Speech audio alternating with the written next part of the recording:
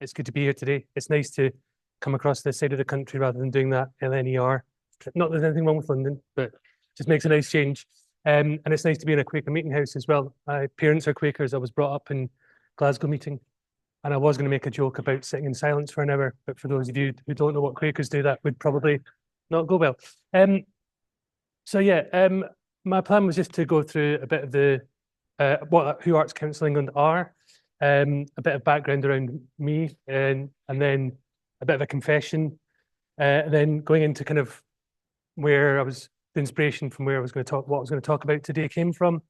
Apologies if people can't see them there, and then talk about a bit of the context that we're working in, some of the themes, kind of bits of the future, and then I was going to ask you to do some work as well.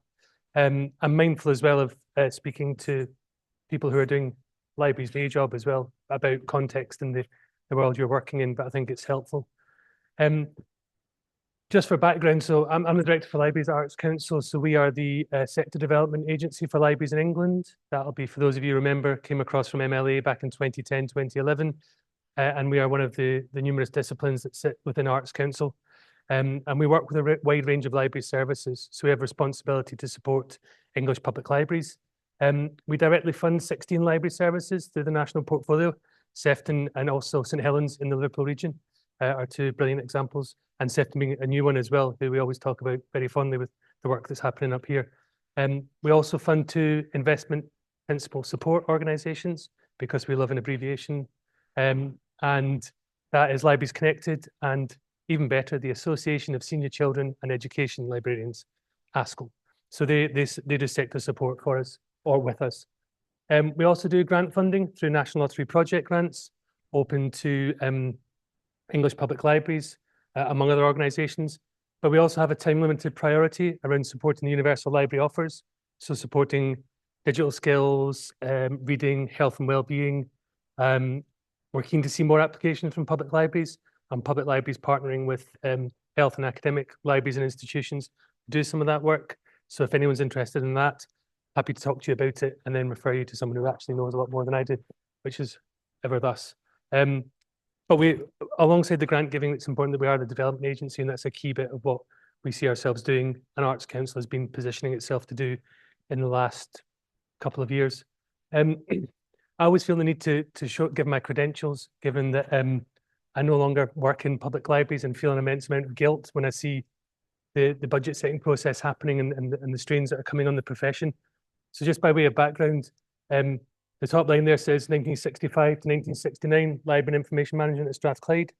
This is where you all say, you couldn't possibly be old enough to have done, but unfortunately you haven't. But that was, my parents are both librarians. My parents met at university in Strathclyde in the 60s, qualified as librarians, and worked in libraries for over 20 years. I spent from birth, 79, up until leaving home, I spent time in libraries in Edinburgh and the west of Scotland. At university, I spent time at Edinburgh and Sheffield University libraries. I worked in archaeology for a few years before I was a librarian. Spent time in Norwich Millennium Library and Leicester Central Library. I then did my degree back in 2007, a master's at Northumbria. I've worked for Durham County Council on their prison libraries, Gateshead local libraries, and then for over a decade, I worked in Newcastle City Council. Again, a decade just sounds too long. But I worked there for over a decade in various roles, worked with Patrick and with Odd as well, who I keep having to stop myself saying was poached by PTFS, but now works for PTFS Europe, and was an invaluable colleague there, and by the sound of things continues to be invaluable in the work she does. And then in 2022, I was lucky enough to get the role as Director for Libraries at Arts Council.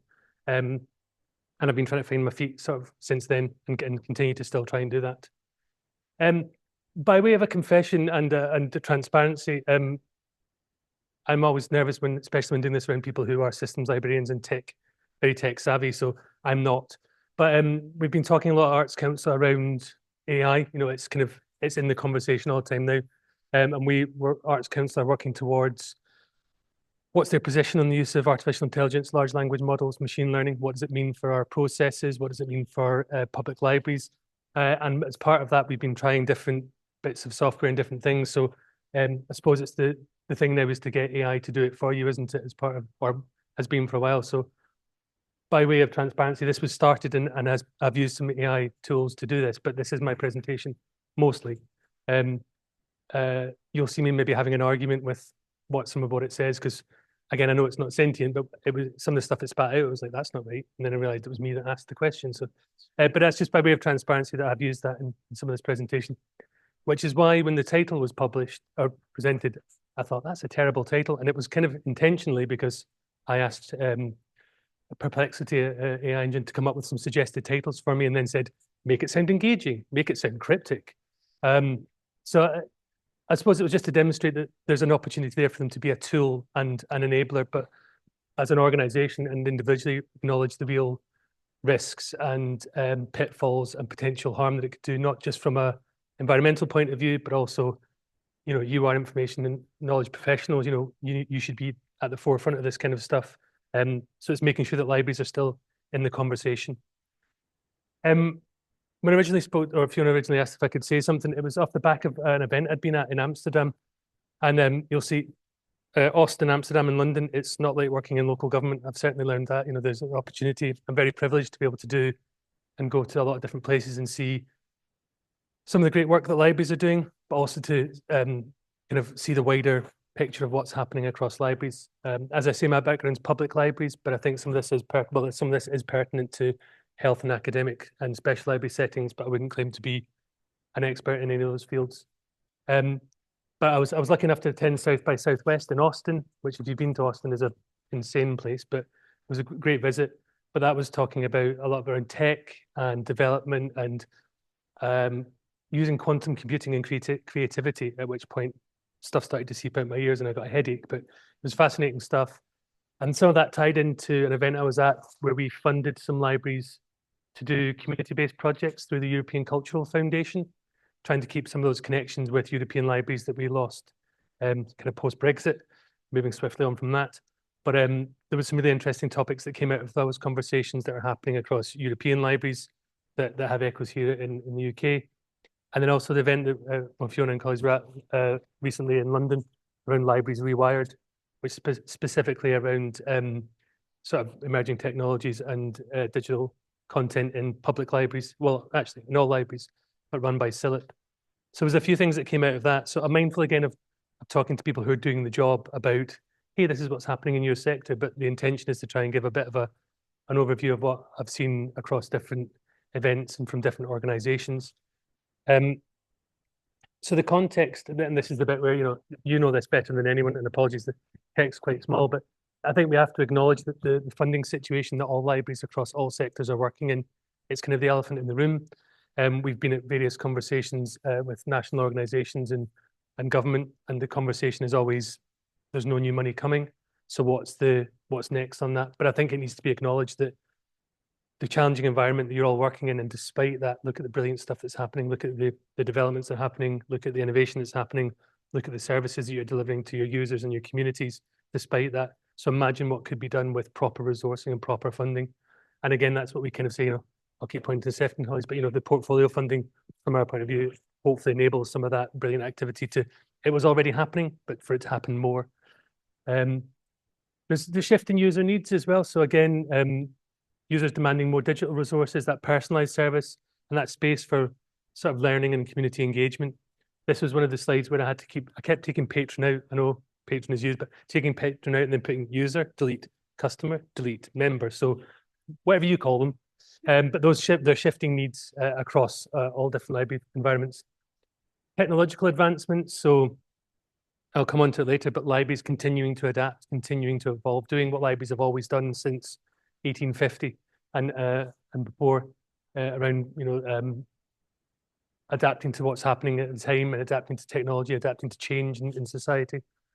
That competition from other information sources, and you can use the term information sources in its loosest sense if you're looking at things like X and other, where people are getting their information from, the quality of that information is to be debated. And then that comes onto that idea of misinformation as well. So how are libraries positioned, brackets, ideally, to support people to combat misinformation and to understand what is where they're getting their information from, the veracity of it, and to interpret that. And then post-COVID impact, or post-March 2020 impact, the changing ways that people are using library services, the changing demands from users, more agile working, more remote working, more access, so I think that's a factor that we're still seeing, and particularly through public libraries, where some places are kind of still on that COVID recovery in terms of users and engagement from communities. And then visibility and advocacy. So again, I'm probably not the best benchmark, been using libraries all my life. I've got a nearly 4-year-old. She spends every week in the library, but there's still a perception around libraries in terms of a view of nostalgia, and from public point of view, a service in decline. And I think there's a lot of work to be done to kind of demonstrate, some of the stuff you've been talking about here, that, adapting to community needs, providing technology that people expect to get from commercial providers, if you like, in their private life. So I think that kind of sets the challenge where you are facing. And I suppose this is, again, you'd think only 5 things happened between the 18th century and the 2000s, but this is just to highlight to get onto the point around the evolution of public libraries. So at that point, the libraries came from subscription libraries, which were very much about access to elites, access to those who could afford the subscription library access, into the Public Libraries Act in 1850. Don't worry, we're not going to get into an in-depth conversation on the history of libraries. But that establishment of the free public libraries, and then the work that Carnegie did to kind of broaden that access out for it to become the expectation, if you like. And then with the Public Libraries Act, the 64 Act, further expanding the role of libraries. The fact that it still talks about gramophone records, it's a different conversation, but that was a real pivotal moment for libraries.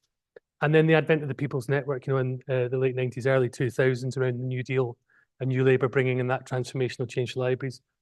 And that's really to highlight that it's a long journey that libraries as an entity, you could take that back to Alexandria and beyond and cuneiform tablets, but that evolution and that adaptation to change, I think, runs through everything they do. And as we talk about digital change, we talk about new technologies, essentially it still comes back to that principle back in 1850. Maybe not so much about the feckless working man not having anything to do, but about equity and access to knowledge, access to information. The format changes, the route to it changes, but the principle is still the same. So again, the evolving role of libraries from print to digital. This is where me and the AI software fell out, because it started saying libraries are now adapting to digital technology, and you're like, delete, they have digital technology. It got a bit existential, where I started having a fallout with a not real thing. But anyway, so that evolving role, again, highlighting that from print collections, having been repositories and about research and information, adapting to digital transformation, changes in user expectation, accessing information in different ways, the ways that people need it and want it. And then that hybrid approach now, which I think is kind of, well, certainly since, the COVID and how we've seen the way that people are accessing different libraries and different services and education and council support, we're starting to see that hybrid approach tipping towards into that more digital world, that digital by, in Newcastle, we called it digital by choice, but it was digital by default because there wasn't another option. But it's that point on evolution of the content. And this is a slightly flippant way of saying, but books. So there's a phrase that keeps getting used of libraries are more than just books. And I don't know about anyone else, but that kind of gets my hackles up a bit in terms of libraries are books. Libraries are also round times and archives and craft sessions and artist engagement and information literacy sessions. But at the heart of them is that equity of access to information. So books is a shorthand for information in whatever way you access it, but it's still critical. And I think it's a benefit that we talk about libraries support health and well-being and digital inclusion and access to heritage and placemaking, but it's nothing without the books at the end of the day.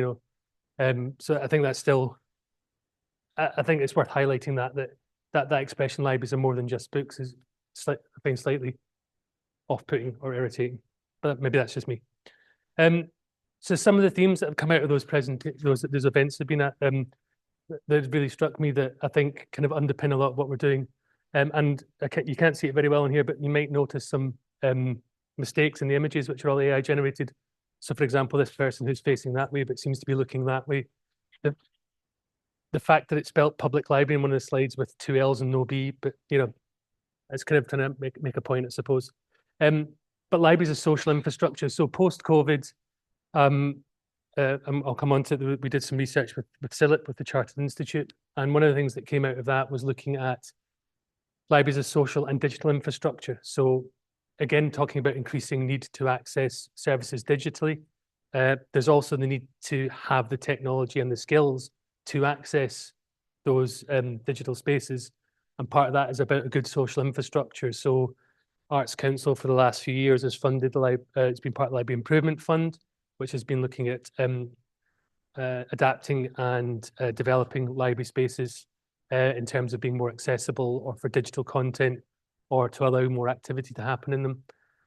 So, but again, I think there is something about highlighting libraries as that community hub. And again, that's an expression that some people don't like. It's not a library calling it something else. It's the way we kind of package it. So libraries are evolving, again, beyond just book depositories, but serving as vibrant community hubs, fostering social connection. That post-COVID world, for some people, that idea of tackling isolation and loneliness, that being that safe space where you can come, no one expects you to buy anything, no one expects you to even interact with anyone, but that space is yours and it belongs in the heart of that community, and is often the only, certainly council presence, but sometimes the only free to access presence in a community.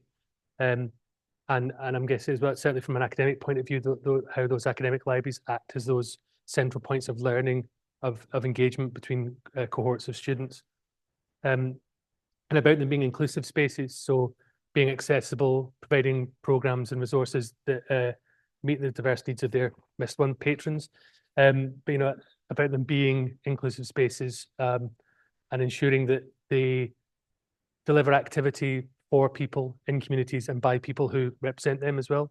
And we know that's a challenge across the library sector in terms of workforce diversity and representation, and diversity and inclusion. And it is a key strand for Arts Council as well, around diversity within libraries and culture and creativity in general.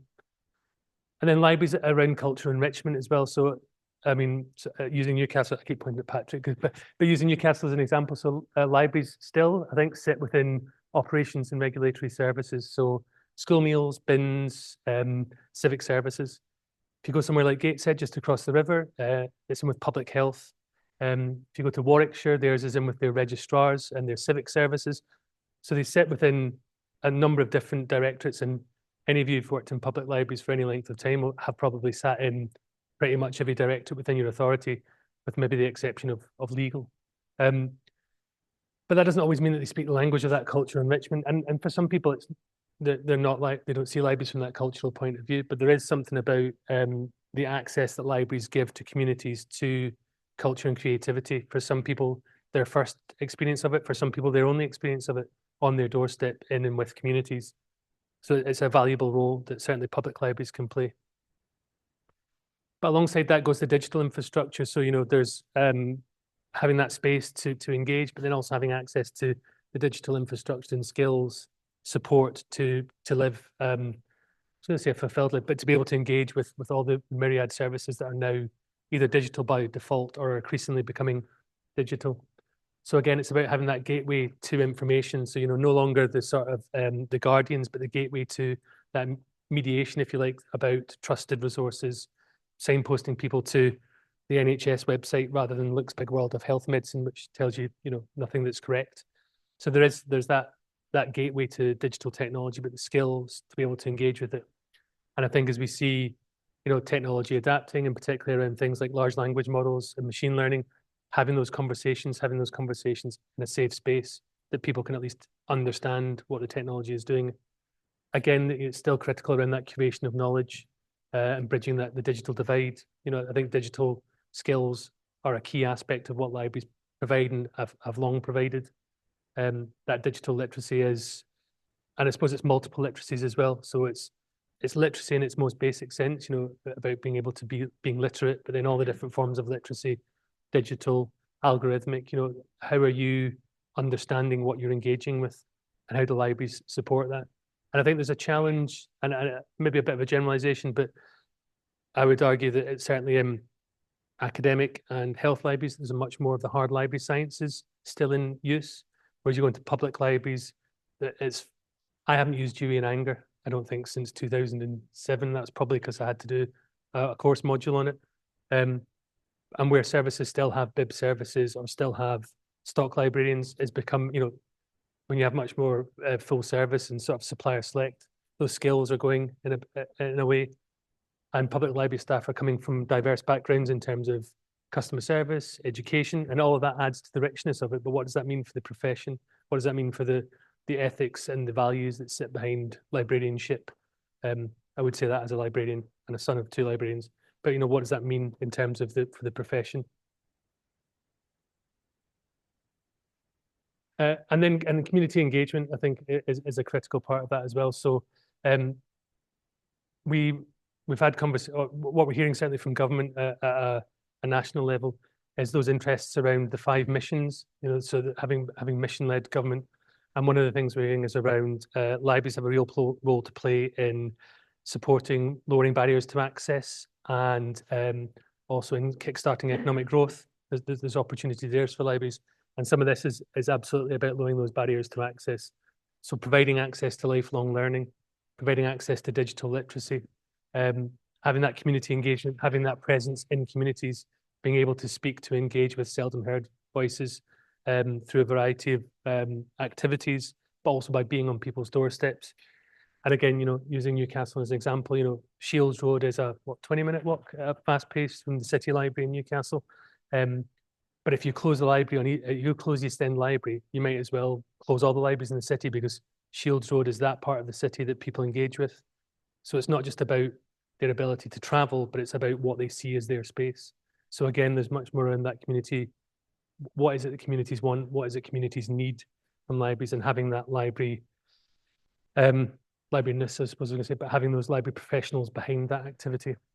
And then inclusivity, again, I think there's something more about, in the current climate they're in and having seen what's happening in the US, and mindfulness is being recorded, and there's somebody who works for an arm's length body, politically neutral, but providing spaces for people to have difficult conversations, particularly when we've seen what happened in Southport, and we've had conversations with colleagues in Liverpool about what happened at Spello as well, and what can libraries do to help with that community cohesion, given that they are at the heart of those communities. So again, embracing digital transformation, I think, is key as well. And I'm mindful that I'm speaking to people who work with tech and in systems and don't work in digital literacy. But again, wasn't me, it was the AI. But there is something about embracing that transformation. And I suppose that's the theme that runs through it, is that this isn't me telling you what you need to do. This is obviously what you are doing. But that adaptiveness and adapting to what's coming and what is kind of present of use and value to people. So offering those wide range of digital resources, that increased interest in virtual services and sort of personalized services as well. What's that mean for people? How do libraries provide that? And we're seeing that, it struck me when you were talking before, there's probably not many environments where someone can say, this is what a product's doing, and someone says, can it do this? And everyone who works says, yeah, probably at some point, So, full disclosure, that was a value for us in Newcastle when we started working with PTFS, and that mindset's not what you see everywhere, but it's certainly the way that it feels like services should be being delivered. But again, I don't work for PTFS, and Fiona didn't tell me to say that.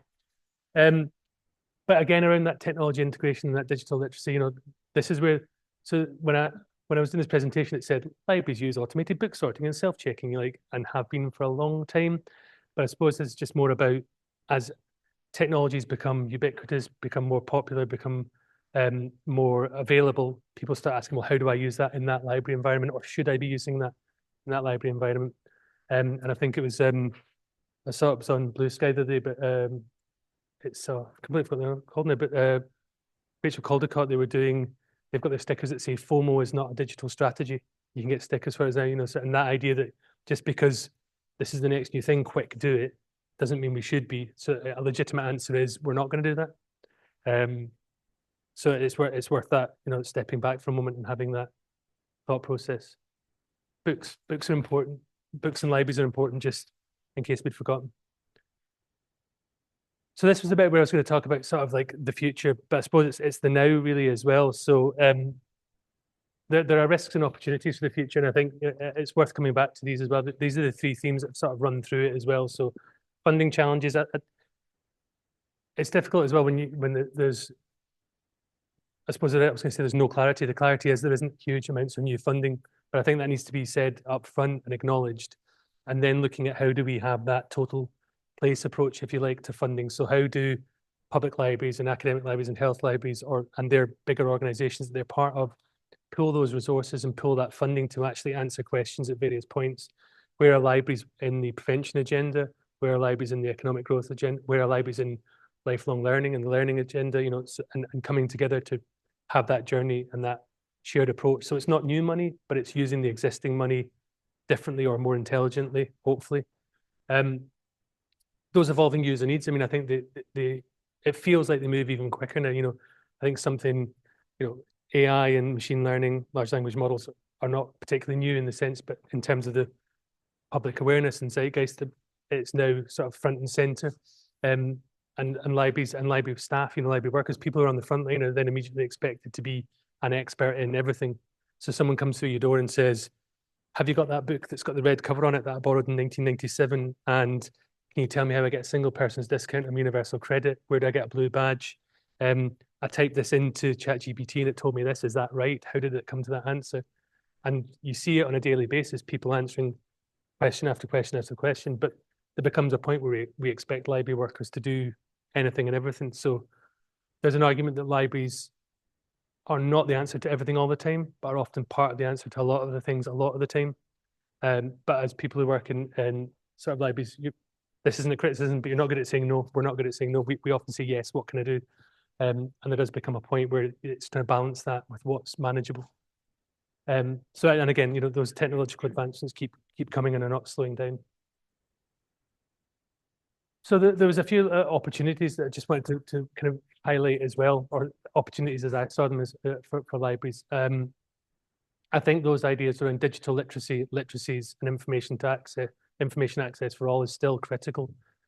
So what are libraries doing, and how are libraries positioned to support people in being digitally literate, but also in understanding new and emerging technologies. So no one's expecting frontline staff to understand, you know, black box technologies and proprietary systems where they don't even, you know, it's not even public how they're working, but actually how do library staff and library workers have a conversation that says, when you put this information in, it's basically having a good guess at what it thinks the next word is. If you're using generative AI, it's not intelligent.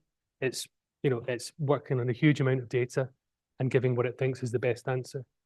At the Libraries Rewired conference last year that CILIP did, I think it's Bill Thomas, the BBC journalist, said it shouldn't have been called AI. It should have been called computational rationality, because then we wouldn't have started giving it this idea that it's sentient.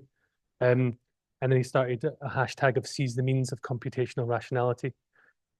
But I think there is something about, you know, artificial intelligence and this, when people start using images of computers and sort of robots and robotic humans, we're starting to instill something on it that it's not. But in order to demystify some of that, how do we give you and your colleagues the skills to have that conversation with members of the public? And that comes around, you know, the opportunities to support community engagement and social inclusion. So given that we're seeing more polarized political environments, we're seeing, you know, we used to disagree on we used to disagree on the facts of the matter. Now we're disagreeing on if something even happened. You know, so we're kind of getting into disagreeing on reality, never mind facts. So how do we provide spaces to have those kind of discourses and sort of active citizens? How do we look at inclusive innovation? So again, with, you know, big tech companies, big monstrous evil technical companies, not good ones like PTFS who engage with their customers, but this technology is sitting in the hands of big tech who have the ear of government, who are looking at, you know, wanting to get copyright legislation loosened so that they can have access to that data. What's that mean for creativity and culture? But how do we put some of that in the hands of individuals to say, here's how the technology works and here's how you could use it. Here's how you can adapt the technology to be what you want it to use. Here's how you build that technology. Here's how we can create local economies, put money into the local economy from creating at a small level. You know, how do libraries build large language models based on their local history collections that allow them to have a conversation with, someone in the 19th century. I'm not saying that's necessarily a good thing or that you'd want to do, but how do you leverage the data that you hold for public good, that public data that you hold? How does that help you have a conversation about place and people in that place? Again, looking at that expansion of virtual services, I suppose that's really about, it's kind of responding to what people see from in the commercial world, if you like, in their personal lives. So again, we'd often get asked, "Oh, Amazon does this and recommends this. Can you get the product to do this?" And I suppose it's adapting to what people expect to see, like ebooks. People just want to be able to access the list of bestsellers and don't want to get into a conversation about e-licensing models and one member, one borrower, and have you got subscription to this database? It's managing that expectation. And again, that emphasis on personalized learning and tailored services. So where do libraries sit in that conversation? I'm hearing about some academic libraries who are providing that space for that personalized learning and those tailored services. And then there is something about critical technology discourse. So the Arts Council are working with a Braid fellow called Dr. Una Murphy, and she talks quite a lot about critical technology discourse, particularly in museums. She talks about, but it's if people encounter new technologies, developing technologies, either through exhibitions or programs or activities, it provides a space for them to engage with that. So rather than simply getting into a conversation about large language models, actually, how could people encounter generative AI or other technologies in their communities and in the spaces they use to enable them to have a conversation about what that technology means. So again, it's not about being an expert in it, but it's about partnering with people who use these technologies from a creative or a delivery point of view and having them in your spaces and then enabling that conversation to happen. Workforce development is a challenge, continues to be a challenge. Certainly public libraries wise, we're looking at cliff edge. We're looking at an aging workforce. Library workforce not being particularly diverse, but having a large number of women working in the sector, but then that tails off as you get to some of the senior management positions. So what is the route for workforce development? And again, we're seeing it with people leaving senior leadership positions or leadership roles. So when I left Newcastle, my successor, Sharon, her role changed and she now is less senior, has less responsibility, so has libraries and doesn't have 63 playgrounds, 9 closed churchyards, 2 stables and a chimney to manage, which I'm sure she's happy about because that was always an interesting part of the day job. But it means she can focus on libraries, but it also means she's a couple of steps removed from that decision making. So where's the ability for libraries to influence at that senior level and to have a voice at the table? Yeah, and I keep reiterating it, but that continued adapting and evolving to user needs, and I'll come on to some of that adaptation in a minute. And then I think that collaboration and strengthening partnerships is critical. Libraries have done that for a long time anyway, so I think they need to keep doing that. Books are important. Just mindful of time. One of the things I don't want to highlight was so that idea of adapting and evolving over time, and COVID was a good example of it, where libraries, closed or didn't close and then immediately became distribution centres for masks and vaccines and all sorts of different things. It demonstrated that libraries were a critical resource in communities, but it's not a long-term way to work in terms of adapting to the next thing that comes. So we worked with CILIP to produce the piece of research called Come Rain or Shine, using futures literacy, and Shared Intelligence, who produced that research, continue to do work on it, but it's not about what libraries going to deliver in 3 or 4 years' time, it's what libraries going to deliver in 2040, 2050. So that long-term planning of saying, these are the things that are coming on the horizon, where are the opportunities and the threats that face libraries within that? And I'd recommend having a look at that as it emphasizes the need for proactive adaptation. And how do you use that with your workforces, your teams, to try and answer what's going to be coming down the line?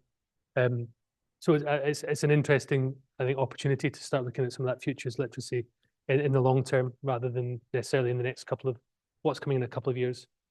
So in conclusion, yeah, I mean, like I say, I always feel slightly guilty talking to people who are doing the day job, having not done it for a couple of years, but it is about that embracing evolution, which you all do. It's about strengthening those partnerships, which continue to happen. And I think it's about that advocating for support as well. And I think that last one is particularly important, and is a role and particularly for me and colleagues. is around that. If you talk to some people, so Neil McInnes in Manchester is a senior person there in libraries and culture. He said he used to go into rooms and say, "This is what libraries do," and then people would switch off. And now what he goes in and says, "These are the priorities and what we need to work to, and this is how libraries do it." And I think there is something about that perception of what modern libraries do and what they can deliver. I'm lucky enough to get to go and see a lot of what happens across the country, and I also then invariably put my foot in it and insult someone with my slightly muddled way of trying to put things. So, for example, I was in Darlington and they've got this incredible new library. They've only got 2 libraries there. They've got this incredible new library in a historic building that they've opened, and it's got all this immersive space. It's got a brilliant children's library. It's really high quality. It's got access. They've got VR content and education facilities. And what I meant to say was everyone should be able to have this on their doorstep. And what I actually said was people wouldn't think you'd get this in Darlington. And I went, I didn't mean, what I meant was everyone, even in one of the smallest unitaries in England, should expect to have this. But invariably, I put it the wrong way. Yeah, so this is where, if I've got time, it's just briefly over to you for a couple of questions. And I'm trying to do this in a couple of places, and I'm mindful that this is then going to be skewed given that you are all systems librarians or are working in that space. But I think it's just to get a sense of what's happening. So around emerging technologies, it's again, like I say, Arts Council are working on this position around where do they stand, or where do we stand when it comes to emerging technology and AI in its broadest sense. And I was just trying to get a sense of what's happening across different sectors. So my first question was, as he desperately takes his phone out to make a note, who has used an AI tool at any point? So I'm going to say pretty much everyone and most people in the room. Who's used it more than once? Okay, so that's usually where it's slightly different. If someone goes, "Yeah, I went and had a try," and then they've stopped. So I'm gonna put that down to potentially being partly skewed by people who are curious and interested. Who's used it in their work? Who asked if they could use it in their work? Who used it in their work? And no, you're not being recorded. I was going to say who's using it in their work and work don't know about it, but that's another question. Whose work has an AI policy plan or sort of principles in place? So that's definitely fewer people than said they were using it, which is interesting. So again, Arts Council are working on don't have a policy; they're working on one. So I'm just thinking.